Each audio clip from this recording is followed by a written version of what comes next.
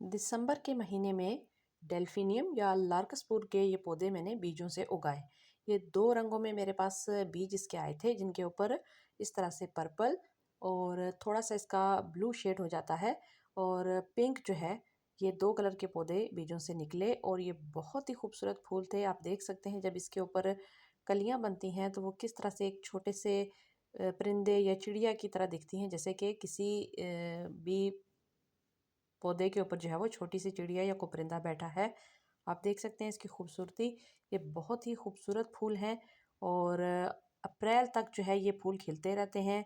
इसके बाद जो है इसके ऊपर ये फूल मुरझाना शुरू करते हैं और उसके ऊपर फलियां सी बन जाती हैं, सीड पॉड बनते हैं, जिनसे बहुत सारे बीज दोबारा से आप हार्वेस्ट कर सकते हैं और उनको नेक्स्ट सीज़न के लिए रख सकते हैं। तो सिर्फ आप इस पौधे की खूबसूरती देखिए। ये विंटर सीड्स में आप इसको अपने घर में लगा सकते हैं और अपने घर की खूबसूरती को चार चांद लगा सकते हैं। ये देखने में भी बहुत खूबसूरत पौधा है और ज़्यादा केयर भी नहीं मांगता। देखिए इस तरह से इसके पौधे होते हैं और इसके फूल जो है वो अपना शेड चेंज करते हैं। आप इनको ज़रूर अपने घर में लगाइए और देखिए इस तरह से जब इसके फूल जो है वो सूखना शुरू हो जाते हैं सीज़न के एंड पे, अप्रैल के शुरू में ही इसके फूल जो है वो सूखना शुरू हो जाते हैं और इस तरह से इनके अंदर फलियां सी बनती हैं जिनके अंदर बीज होते हैं।